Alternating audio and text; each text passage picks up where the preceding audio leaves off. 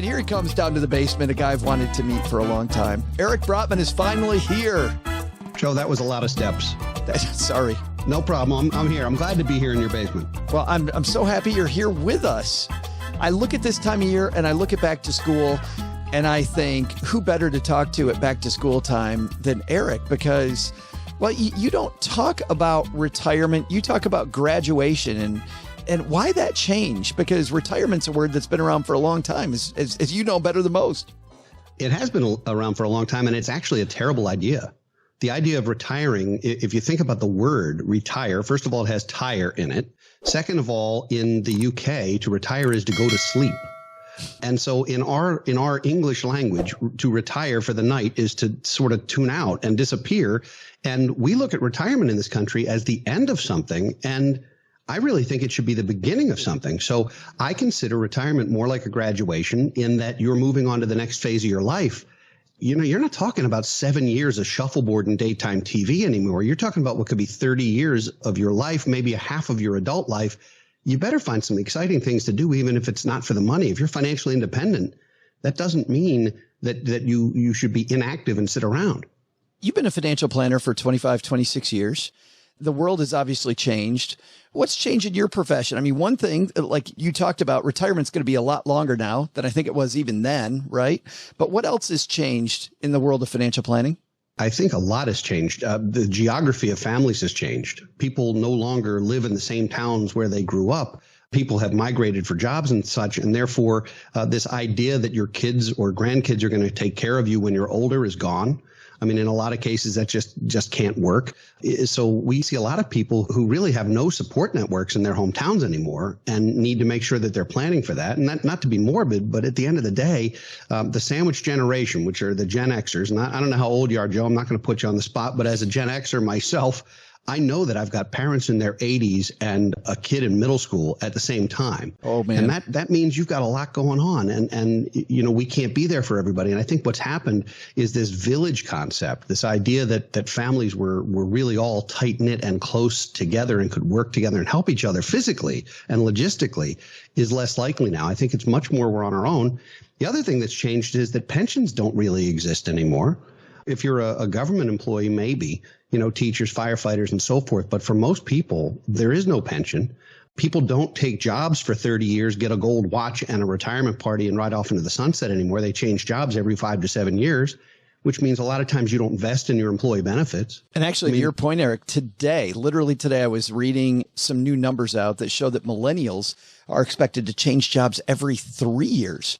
So you talk about older people not having their kids there to take care of them. The kid has no idea where they're going to be 3 years from now. Well, and that affects everything. It affects the real estate markets. It affects housing. I mean, you're not going to put roots down if you might move from Seattle to Austin in 3 years. It just doesn't make sense. And so it's changed the economy. And so has the pandemic, of course. Now you throw in the fact that we can work remotely. You know, our company used to be a sort of a local Maryland thing. We now have clients in 33 states and employees in 3 states. It doesn't make any difference anymore. It's changed everything. And in the white collar world, it's for the better because you can take a job without moving. And if you're married and you're in a dual income household, you don't necessarily have to make the tough choice of one spouse wants to change jobs. And now we have to decide if we're moving and if the other spouse is going to give up his or her job.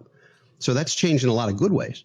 I just think about, though, the angst around some of those decisions and the angst about all the change that happens in our lives now. Does that mean that you're more of a therapist than you had to be 25 years ago? I tell every single client that I am not a licensed therapist and don't have the qualifications to do it, but I certainly am a handholder. I certainly have to be an empath, and I certainly have to understand the human condition because the things that we go through, they're challenging. I mean, life's complicated, and not just the financials. The financials are the easy part.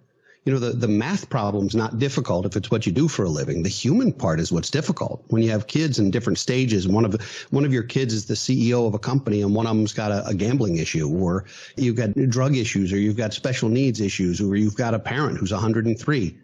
None of that can be done by algorithm. We're not being replaced by a computer program. You have to be human. But does that feel different than 25 years ago? It does. 25 years ago, it was all about getting to Social Security age. Yeah. Yeah. And that no one's looking at Social Security now as a critical component necessarily of their retirement if they have the choice.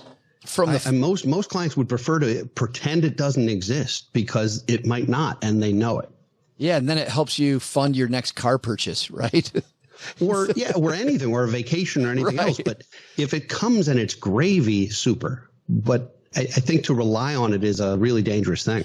I love at this time of back to school, Eric, that we're talking about graduating instead of retiring. And you've got some great stuff in the introduction of your book that I really want to go over because it's funny to see how much the world has changed. You write that in 1800, I believe, the minister president of Prussia, Otto von Bismarck, in the 1800s rather, mandated that older members of society would be forced to leave the workforce and instead receive government-run financial support just to get them out of the way, right? Absolutely. Just put them out to pasture. And then in 1905, William Osler, you write, one of four founders of Johns Hopkins Hospital, presented a landscape of usefulness, he called it, as follows. Ages 25 to 40, people, you're in the golden years of plenty. Ages 40 to 60, you are, quote, tolerable. Which means I'm well tolerable, headed toward by age 60, people are useless and should be put out to pasture because they're no longer constructive. We're clearly in a different place now, Eric, where now you're 60, you're starting the second half of your life. Absolutely. And as pitiful as that sounds, that wasn't that long ago. Right. I mean, none of us were here when that was published, but we're not talking the dark ages here. We're talking a century ago. And this idea that 60, you became useless in cultures around the world for thousands of years. Who was the most revered? The elders. Who did you go to when you had a really serious problem or where you needed to have the right advice? You went to the folks who'd been around, who'd seen the most. They were the wisest members of society. And today we consider them useless? I don't think so. Right.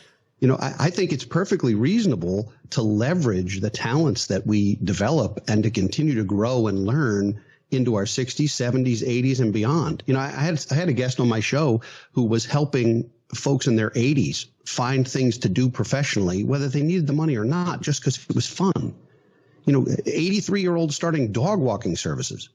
I mean, it's fascinating, but it sure beats sitting home and watching television. Absolutely. Well, all the studies, we had a woman on our show talking about two groups of people in a nursing home, and one group had to take care of plants, and they were told specifically that we rely on you to take care of these plants, and the other people they didn't give plants to as the control group. And as you can expect, the people that were charged with having to take care of the plants all live longer. They all live longer lives, and they felt like they had this meaning.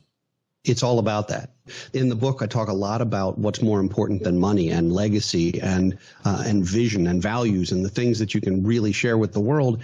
And quite frankly, it's important to still have a reason to get out of bed every morning. Right. And it doesn't have to be for money. If you're financially independent and you want to volunteer, you want to work at an animal hospital, or you want to do stuff with children or with seniors or whatever you're passionate about, that's great. But for God's sakes, don't spend 30 years of your life disappearing. It makes no sense. It shouldn't be a retreat. It shouldn't be a surrender. It's a graduation. It's moving on to the next exciting part of your life. You know, what's Joe 3.0 going to be? Right. I know you're in 2.0 already, Joe, because you and I are both in that tolerable range. But what's 3.0 going to look like when you're fully useless? I don't know. If I'm hooked up to a oxygen machine and I'm still podcasting when I pass away, like, number one, the ratings will be huge. People get to hear a guy pass away on air. That'll be fantastic. But it'll still be exactly what I want to do because this is super fun. But let's go all the way back. Let's go all the way back to people in their 20s, right? Because what we're doing here is applying to retire university or graduating, right, from the university. So we've got freshman year stuff, everybody. We've got sophomore year stuff, and these are directly from Eric's awesome book. Freshman year, sophomore year, junior year, senior year. He's got a lot of things in the book for each of these semesters. And usually when I have an author on, Eric, I like to focus on just the first three chapters, give people some depth of what are we talking about? What are the issues? And if people like that, then they go read more. For this particular show, I'd much rather take something from freshman year, a concept from sophomore year. Maybe what are we trying to do freshman year? And then what's a good concept? Sophomore year, what's a good concept? And what can we tactilely, is that a word? How can we make something of that? What can we do with our hands that kind of brings it forward? So let's start this out. those people just starting out, freshman year, brand spanking new at this, Eric. What am I trying to achieve, and what's one key strategy to deploy? I think freshman year is where you're starting to find yourself as a young adult. That can mean a lot of things. It can mean 19, where you're dealing with deciding student loan decisions, or it could be 33 and you're considering what's going to happen in your career, but it's early in your adult life. And so what I encourage people to do, and every chapter is made up of some extra credit assignments. That's how the chapters end. And so each course has its assignment. So freshman year, one of them is to take inventory. You cannot know where you're going or how to get there until you know where you are. So in the simplest of terms, it's take inventory. It's have a basic balance sheet. What are your assets? What are your liabilities? Are there things you need to do to improve that balance sheet? And are there things you can do right away? So we spend freshman year talking about reducing debt, talking about creating good budgets and good spending habits and good cash management, maybe some basics of risk management. But at the end of the day, it's really foundational. If you remember in college, your freshman year is spent taking lots of different courses and lots of different disciplines. You haven't picked your major yet. It's the same thing here. It's building the foundation and understanding some of the basics so that you have a good foundation to move forward.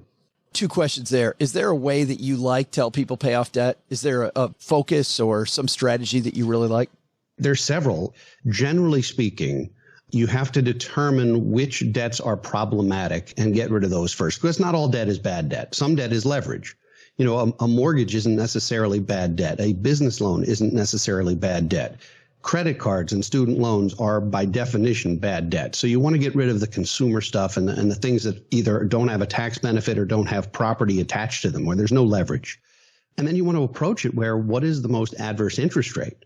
You know, we've seen clients come to our office and they're busy prepaying their mortgage because it's the biggest loan they have, but it's at 4% and they've got credit cards out there at 14%. Intellectually, they could understand the math, but it felt good to pay down the biggest debt. Well, if you knock out the 14% loan, then you can throw extra money toward the 6% and the 5% and the 4% notes. So I think it's important to figure out which debts are really the albatross around your neck and then attack those first.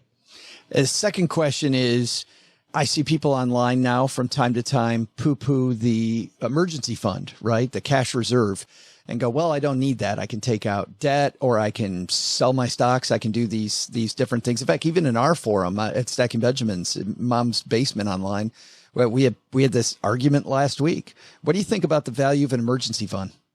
I think there's a great deal of value to have a moat around your castle. And an emergency fund is part of that. Now, an emergency fund doesn't necessarily have to mean that you've got a large savings account somewhere. It is counterintuitive to have $20,000 in a savings account earning nothing while you have a $20,000 bill out there for your car or for some other piece of property. It's ideal to have cash, but it's not critical if you have access to capital. And so what does that mean? That means have a line of credit, a home equity line of credit, or a cash value line of credit for your life insurance, or a securities-backed line of credit for your portfolio. Make sure you have access to emergency capital. Even if you have to borrow it in that emergency, it's important to be able to get to it right away. Do you ever worry about, though, a 2008 crisis happening again, where that capital just dries up, the access dries up? Because you remember, we thought we had capital, right? And then all of a sudden you get this letter I got letters from all my credit card companies going, hey, you don't use your credit very much, so we're cutting it in half. And I know that had nothing to do with me, had to do with really the world around me. Do you worry about that as part of the strategy? I think it's important to worry about that. It's important to be aware of that, which is why I say it's absolutely ideal to have cash. Yeah. There are certain pieces of property where it's unlikely you're going to lose access to capital. Yeah. Cash value lines of credit against life insurance are a perfect example. They're not going anywhere. Yeah. On the other hand, home equity lines, a lot of them were closed by banks or frozen, and they said, sorry, you can't borrow anymore right now because the value of houses are dropping so much and so forth. The best solution is to have no adverse debt, to have an emergency fund, and then to be investing and growing the rest of your wealth. Not everyone lives in plan A. You know as well as I do, we spend a lot of time in plans B, C, and D. Right. So in a perfect world, yeah, that's what a perfect plan would look like. But life's not a game of perfect. To put a point on this, I feel like freshman year is that year when you're looking at all those 201, 301, 401 courses, Eric, and how sexy they are. And you're like, man, I want to be doing that. And you're kind of saying here, that's coming, but do this first. 100%. That's exactly right. If you don't have the foundations, you don't have the building blocks, it doesn't make sense to take the real fancy stuff. First of all, you don't know what direction you're going yet. I mean, I don't know too many people 25 who know what they want to be when they grow up, because quite frankly, I ask people 70 what they want to be when they grow up, and they look at me cross-eyed. Right. But I do, because it's a question no one asks us as we get older. But Joe, what do you want to be when you grow up? You think it's tongue in cheek, but it's true. What is the next iteration of you? And it doesn't have to be work. What do you want to do? This is not a dress rehearsal. We're here once. This is it. What do you want to do with it? It's exciting too, because that then can drive everything. Like, it's that Stephen Covey phrase, right? Begin with the end in mind. Yeah. 100%. Sophomore year then. Now we get to declare a major, and tell me what we're doing then. At that moment, you're having conversations, important conversations. For example, if you have a significant other or you're contemplating getting married, you have the big conversations of marrying not only your spouse and your spouse's family, but your spouse's credit report and debt and all of the financials that go into that. So sophomore year is about what does it look like to put together two households. It's what to look like and what it looks like if you decide you want to have children. What are the real decisions around that? Forget the childbearing decisions. I'm thinking more around the financial decisions. What do you need to do to prepare to have kids? A lot of people have said, I want to wait until I can afford kids to have them. Well, guess what? No one can afford kids. So having children is a wonderful thing. I love being a dad, but no one can afford children. It's a very expensive decision, but you have to have those conversations with your significant other. So I think at this moment, sophomore year is really about starting a life or a family or or more than just your basics. It's putting together more than just you, because in freshman year, it's really just all about you. And sophomore year, it's your universe is getting larger with significant others and so forth in a lot of cases. I feel like sophomore year, Eric, was the year of speed bumps. Like, I felt like when I was a financial planner, if I work with people and they were freshmen, they could sometimes save 30, 40, 50% of their income, sometimes more, right? They could save a huge percentage, and then they would get married. Then they'd have kids. Then they kind of enter society and they start seeing what the Joneses next to them have. And all of a sudden, this huge savings rate goes to nothing. Or if they didn't have great habits as a freshman, the sophomore year is really what sunk their ship. It's true, although freshmen take two different paths. One of them is, yes, we've got this abundance. A lot of young people decide to stay and go back to their parents' place for 2 or 3 years and just build a nest egg for themselves while they're getting their first job. Hey, don't knock it. The basement is cheap, man. I'm not knocking it for 1 second. It's a great financial decision if everybody gets along. However, there's also some who've taken on massive student loans. Yeah. And in that case, there is no savings rate. In fact, if anything, you're working to pay back something that is hard to define in terms of collateral. I mean, we really try and talk folks out of taking massive student loans. I mean, I think it's crazy in this country that at 16, 17, 18, you can qualify for a completely uncollateralized loan that could be $100,000, but you can't get a Discover card. Right. Like, what do you mean? And then you get out and you're you're thinking about starting a business and no bank will lend to you, or you want to buy a house, but you don't have enough of a down payment. And the same banks that were throwing money at you when you were thinking about taking Philosophy 101 as a 19-year-old kid, now they won't even talk to you until you've got 2 years of tax returns and all this history, and they won't even lend to you. How is it possible to make $500,000 decisions lucidly before you're old enough to have a Budweiser? Right. I don't get it. And I get your point. What's funny is that, and you wouldn't know this, but Discover is a sponsor of our show.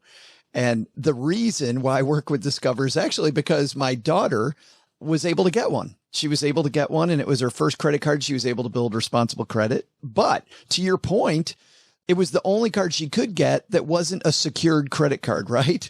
And if she went with a secured credit card, like I had a secured credit card in college, it was a $200 credit line. Right. $200 credit line versus $100,000 in unsecured debt to go crazy.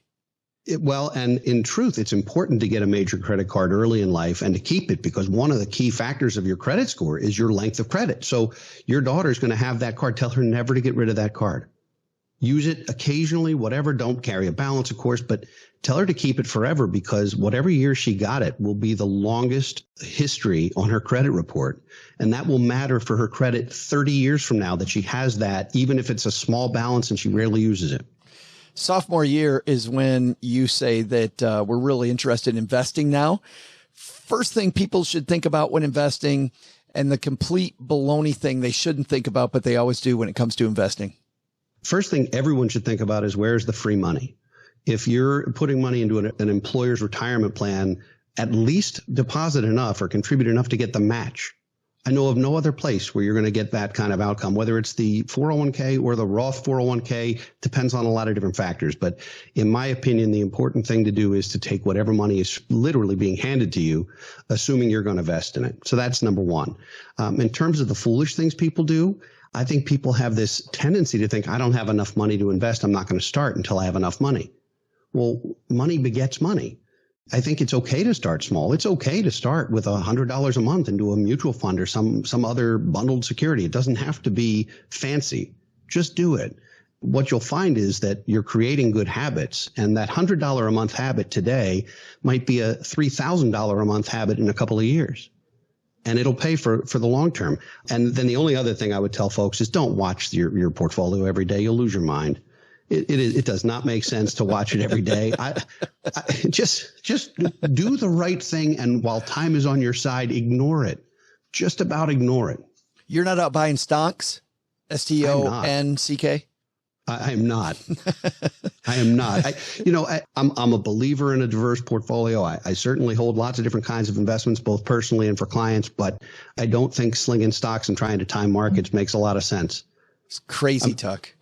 It is. And think about it. Peter Lynch, one of the greatest investors of all time by any reasonable definition, when he retired, you would think a company the size of Fidelity could have found another one just like him. And they never did. And the reason they never did is because it doesn't exist. That person, that concept, the one thing that's always going to win doesn't exist. Bill Miller, who managed Legg Mason's Value Trust for years and years and years, was on the cover of every magazine. He beat the S&P for 13 straight years. He was a genius. And in 2008, I believe he had the single worst performing domestic mutual fund in the world, in the country. He didn't go from being a genius to being an idiot overnight. It was the strategy worked until it didn't. So I think it's real important to diversify. It's real important to hold lots of asset classes, and it's important to understand why you hold what you hold and for how long you intend to hold it. Junior year, my favorite year in high school and in college, because you kind of know the ropes. Now you're kind of a pro at this thing. What are we focusing on junior year? Junior year is where you start to have conversations around your wealth. If freshman year is about good habits and sophomore year is about starting to grow some money, junior year is your peak earning years. This is where you're in the prime of your career. You have potentially the highest income you'll ever have in your life, which means you have some new tax issues that you didn't have before.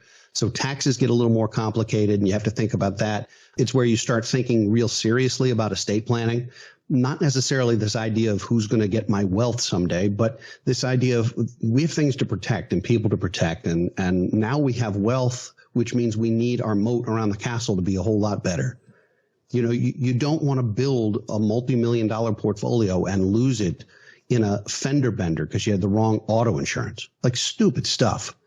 And so it means protecting what you've begun to build, and it means making sure that you have the end in mind. You mentioned a couple minutes ago about having the end in mind, starting with that, the Covey thing. At this point, you should know your number. What is it going to take to hit financial independence? It doesn't matter how old you are. If you're 36 or 56 or 76, what's it going to take to make sure you can live the rest of your life, whatever that means, not just with dignity, but with joy? And what's it going to take to get there? And then how soon can you get there? And if you want to make it sooner, what do you have to do to get there sooner? And that's where you build scenarios. Yeah, I want to make sure that everybody gets this, because what's important freshman year, when a lot of people, I think, want to know the number out the gate or feel overwhelmed with the number, there's a point that you're implying here, which is forget about the number, just get started. Just get started, get headed in the right direction.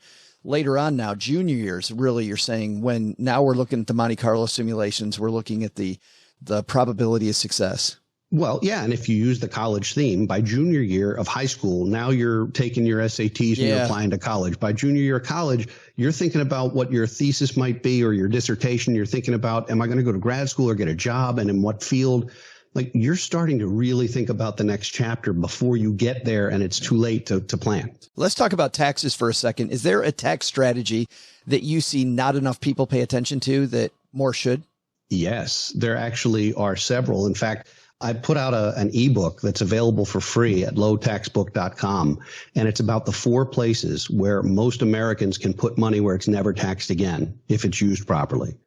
I'm not going to put you on the spot to name all 4 because I've never had anyone name all 4. People have gotten 2 or 3.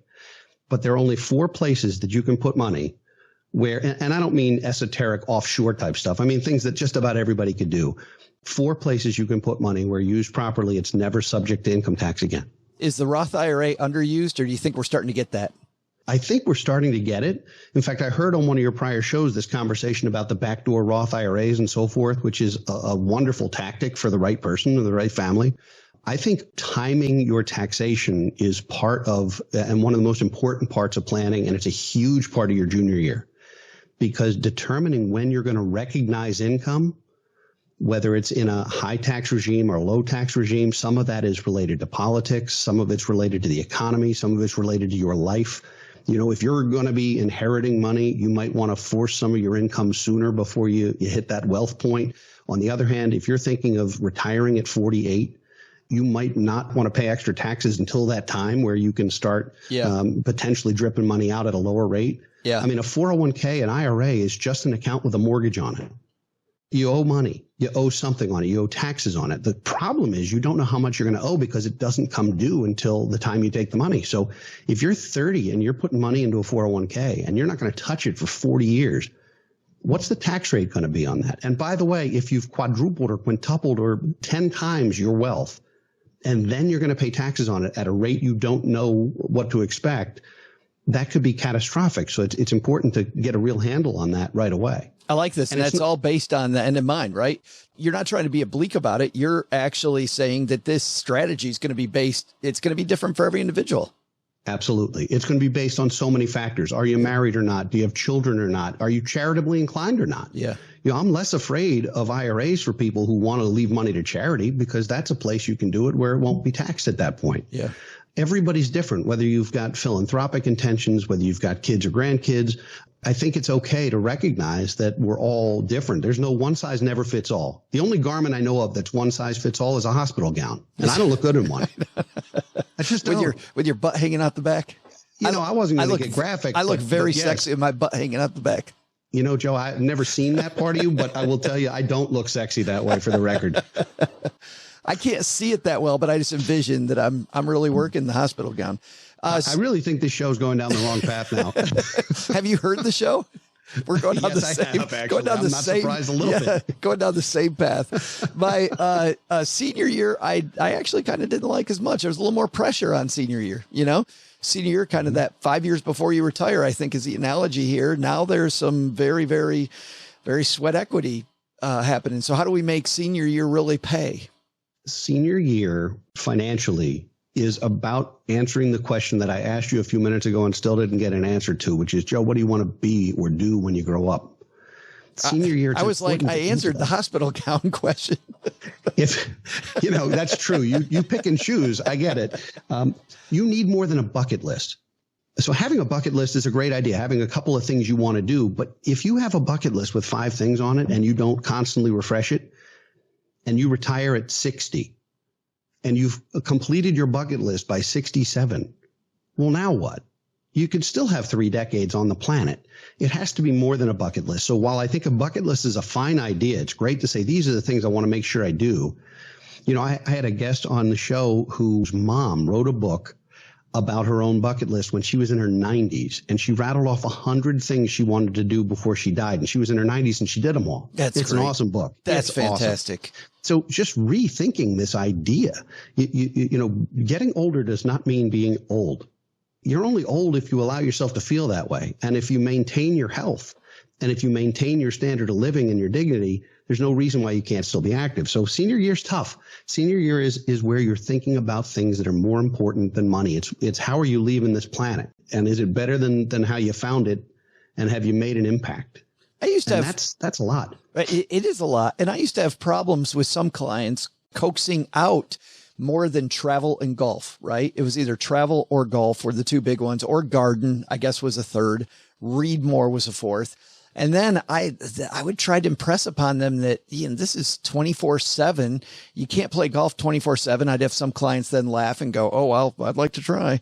But we know those people that maybe golf for a year or two and they're like, I can't just do this. I need more. How do you coach realistic visions out of people that have trouble with that?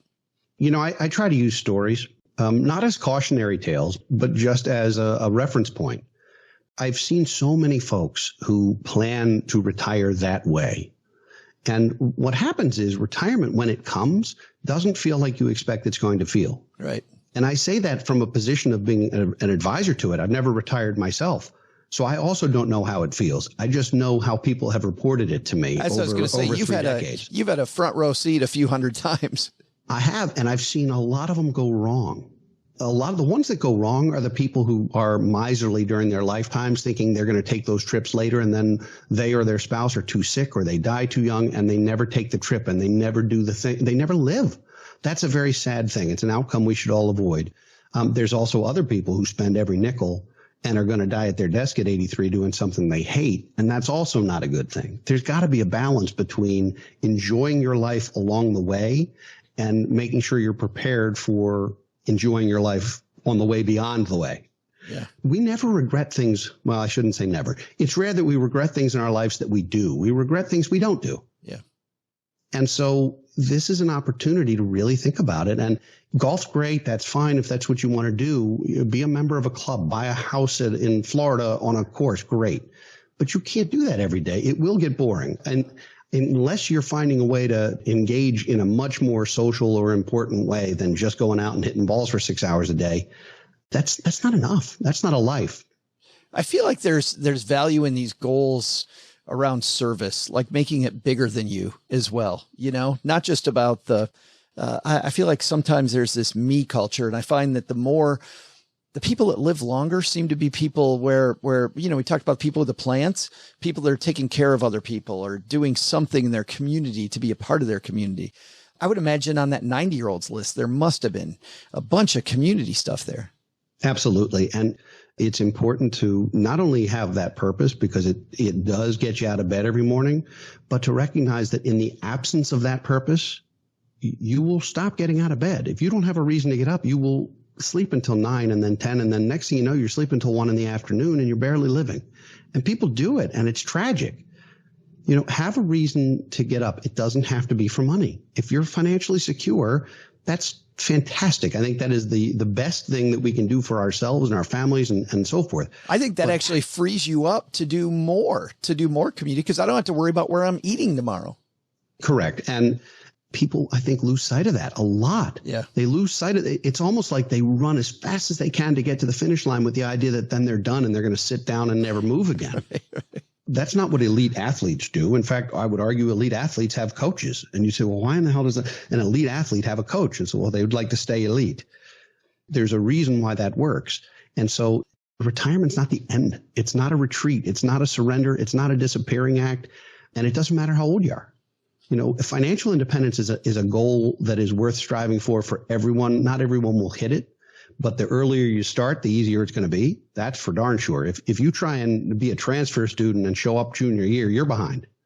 People do it, but you're behind. Sure. And it's much better to start early. And that means financial literacy. That means make sure you understand this stuff, because it's not taught in schools. It's not taught in grade school. It's not taught in college. You can graduate from a top university in this country and not really know a thing about personal finance. It's shocking to me.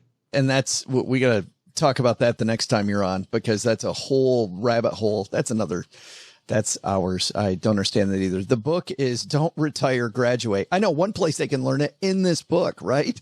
Correct. You've got it set out, laid out, perfect for back to school time, by the way, freshman year, sophomore year, junior year, senior year. So wherever you are on your journey, you've got something for you. And you've done something very nice. We have a discount for the stackers out there that might want to dig in and get more. Oh, absolutely. So if you go to bfguniversity.com, you'll find our first 2 online courses for financial literacy. One of them is the freshman year program for Don't Retire, Graduate, and stackers get $20 off the online course. The other one is a basic financial literacy course, and it's free to anyone who'd like to take it. So there's resources out there for everyone. It's good for high school and college kids. If you've got kids you want to get some of the basics. It's not a difficult course, but it's full of tips and tricks to build your financial literacy. It's stuff you're not getting in school. And back to school time is a great time to do it because you don't have a whole lot of homework yet. It's so fantastic. And it's not just put together by a Gen Xer. I know Sarah on your team, total badass, by the way. Completely. Yes. Sarah definitely millennial generation and really had a big hand in putting this together. Well, yeah, I definitely owe her dinner, and probably she's going to ask for a raise. So I don't think I'm going to get away with just dinner, Joe. I think this one's going to cost me. But yeah, so if the stackers are interested in this course, bfguniversity.com, use the word stacker stacked. The word is stacked, and it'll get you a discount of $20. Nice. And you know what? If you're walking the dog or on your commute, we got you covered. I'll have the link on our show notes page at stackingbenjamins.com. Eric, so happy we finally got you down here in the basement. Watch out for that third step on the way back up, man. I heard it creak. I thought it was me. It was not you. Sadly, it's every time. Yeah.